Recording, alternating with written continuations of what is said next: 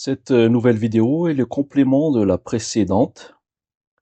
Il y aura un événement astronomique assez spécial que le monde entier connaîtra le vendredi 13 avril 2029. C'est une date qui semble sortie tout droit d'un scénario de film catastrophe. En effet, en juin 2004, les astronomes ont découvert l'existence d'une astéroïde d'un diamètre d'environ 340 mètres. Cet astéroïde est déjà passé près de la Terre en janvier 2013. Par ailleurs, les scientifiques ont nommé cet objet céleste Apophis, en l'honneur du dieu égyptien du chaos. C'est dire s'ils ont une crainte sur le possible impact de cet objet sur notre planète. Cet astéroïde a en effet une masse d'environ 40 à 50 millions de tonnes. Et en théorie, cet objet céleste passerait le vendredi 13 avril 2029 à environ 32 000 km de la surface de notre planète. C'est une distance inférieure à celle où orbitent les satellites géostationnaires. Si vous avez bien suivi ma vidéo précédente, le président des USA, Donald Trump, a créé l'Organisation internationale Board of Peace, ou Conseil de la paix, ceci à la date du 17 novembre 2025.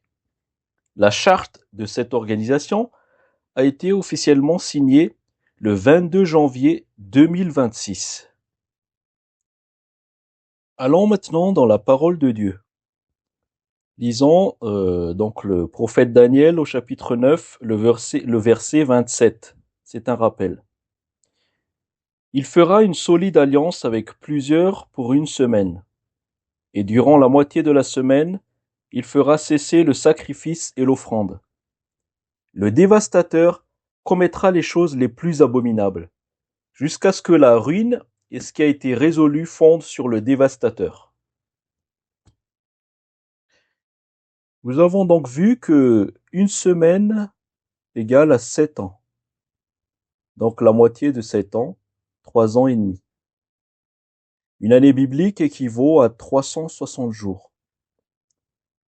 360 fois 3,5, c'est 1260 jours ou 42 mois. Je vous rappelle donc ces passages du livre de l'Apocalypse. D'abord, Apocalypse chapitre 11, les versets 1 à 3. On me donna un roseau semblable à une verge, en disant, lève-toi et mesure le temple de Dieu, l'autel et ceux qui y adorent. Mais le parvis extérieur du temple, laisse-le en dehors, et ne le mesure pas, car il a été donné aux nations, et elles fouleront aux pieds la ville sainte pendant 42 mois. Je donnerai à mes 2 témoins le pouvoir de prophétiser, revêtus de sacs, pendant 1260 jours. Ensuite, Apocalypse au chapitre 12, les versets 1 à 6 et 13 à 14. Un grand signe parut dans le ciel, une femme enveloppée du soleil, la lune sous ses pieds, et une couronne de 12 étoiles sur sa tête.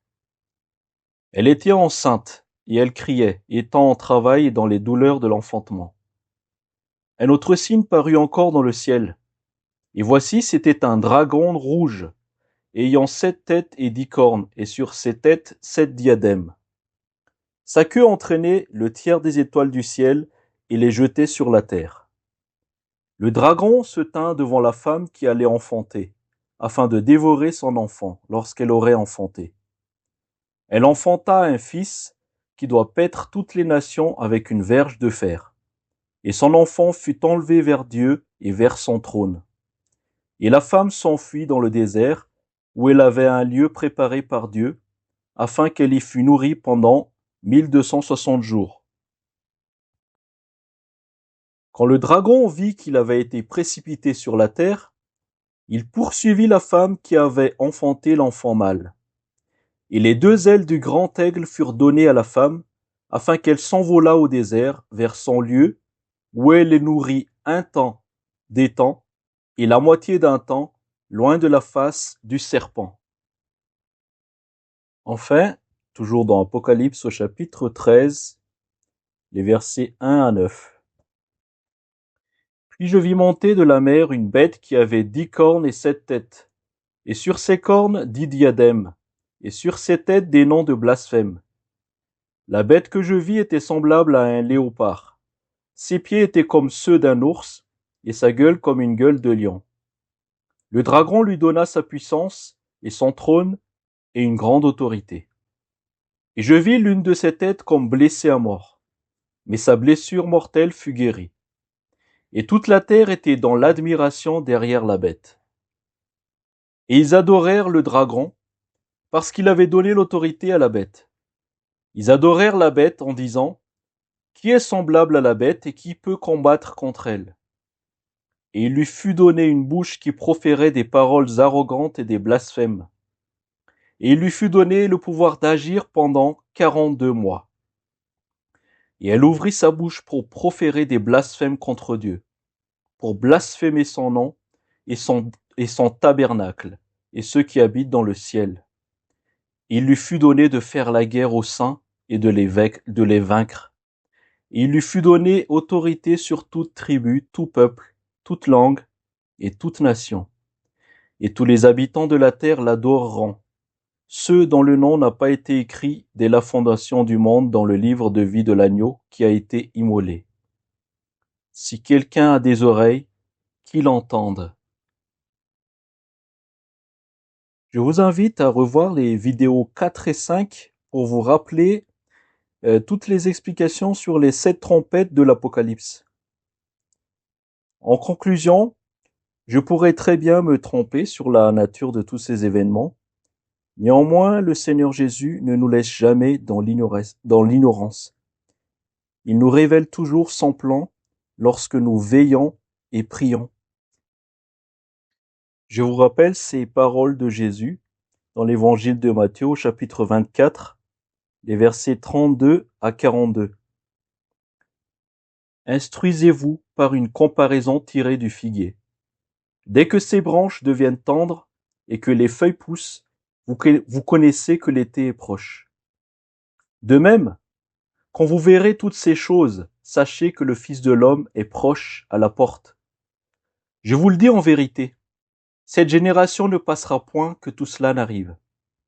Le ciel et la terre passeront, mais mes paroles ne passeront point. Pour ce qui est du jour et de l'heure, personne ne le sait, ni les anges des cieux, ni le Fils, mais le Père seul. Ce qui arriva du temps de Noé arrivera de même à l'avènement du Fils de l'homme. Car dans les jours qui précédèrent le déluge, les hommes mangeaient et buvaient, se mariaient et mariaient leurs enfants, jusqu'au jour où Noé entra dans l'arche. Et ils ne se doutèrent de rien, jusqu'à ce que le déluge vînt et les emporta tous. Il en sera de même à l'avènement du Fils de l'homme.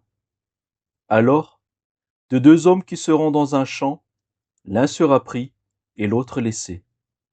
De 2 femmes qui moudront à la meule, l'une sera prise et l'autre laissée. Veillez donc, puisque vous ne savez pas quel jour votre Seigneur viendra. Je vous exhorte vivement à lire les chapitres 24 et 25 de l'évangile de Matthieu. Ce sont pour ma part les meilleurs encouragements qui soient, que le Seigneur nous a donnés. Soyez grandement bénis dans le précieux nom de Jésus-Christ, notre Seigneur.